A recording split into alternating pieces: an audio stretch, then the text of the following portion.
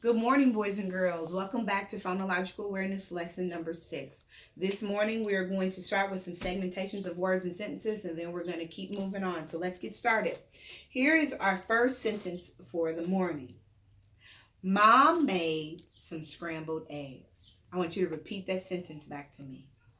Mom made some scrambled eggs. All right, let's count it.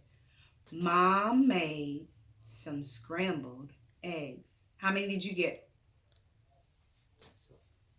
I got 5. Let's try it together. Mom made some scrambled eggs. 5. All right, let's try another one.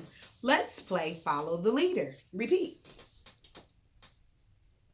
All right, let's count. Let's play follow the leader. How many did you get? I have 5. Let's play follow the leader. It's 5. All right, let's try one more. The candle is lit. Repeat it. The candle is lit. All right, let's count. The candle is lit. 4. Nice job. Way to warm up our brains. This morning, we're going to do something a little bit different. We were talking a little bit last week, or I sent that video on Facebook talking about segmenting and working with blends. Let's just discuss what a blend is, okay? So when we hear blends in words, what that is a combination of 2 or more different sounds that have been blended or mixed together to give a whole sound, but you can still hear the individual sounds. So I have in this bowl a bowl of Fruit Loops. See my Fruit Loops? I love Fruit Loops. But sometimes I want something more to the Fruit Loops.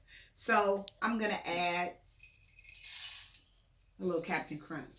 Now I have 2 different types of cereal in here, mixed all together, right? And if I put them in my mouth, yes, I'm going to have a bite of Fruit Loops and Captain Crunch, but I'm still going to be able to taste the difference between the 2 cereals. That's very similar to how blends work, okay? Even though I'm taking a bite of these 2 cereals together, I'm still going to be able to taste the distinct difference between the individuals. Even though there are 2 or more sounds together, I'm still going to be able to hear the distinctive difference in both sounds, okay? So I'm going to give you a couple of words, and we're going to do something called pounding out the sounds, okay? We're going to pound the sounds. I'm going to give you a word. I'm going to move my individual blocks up. These blocks are going to represent something called phonemes.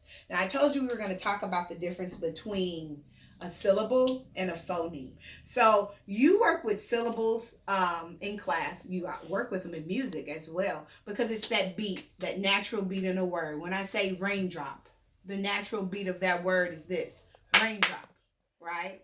But if I were to take raindrop and I wanted to break it down completely so that I can hear the smallest individual sounds in that word, now I'm talking about phonemes.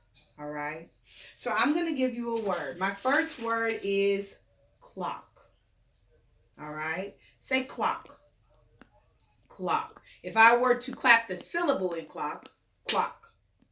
All right. It's 1 syllable. But when I break down so that I can isolate and hear the phonemes, the individual sounds, this is what I'm going to get. Ooh. Ah.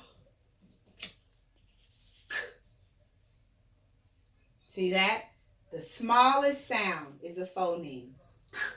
Ooh, ah, clock. All right. Let's try another one. Our next word is brain.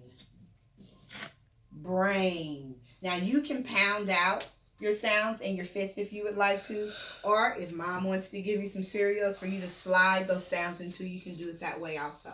Here we go. Brain.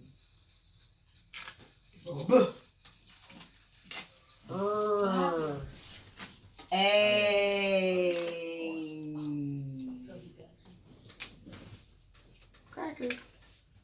Get an extra piece of tape. Brain. B. R. Ain. So here's my blend right here. Brr, that's what you hear. But when they're wanting you to segment and break down the individual phonemes, you've got to break that apart. You can't leave it at brr. It is b, brr. Okay? Let's try another one. Let's try blue. That's a simple one. Blue. B. That's right. Ooh. Ooh. See the difference? If I were to clap the syllable, blue. It's just one syllable. But phonemes, how many phonemes is that? 1, 2, 3, 3 phonemes. B. Ooh. Ooh. All right.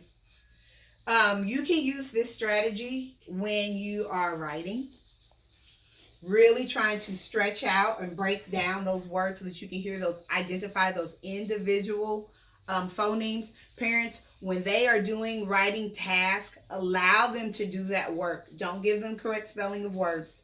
Allow them to phonetically break down words and write down what they hear. That work is going to give us just as much information about your scholar, and I can alternate what I'm doing in lessons based on the information that's given back to me in its authentic form.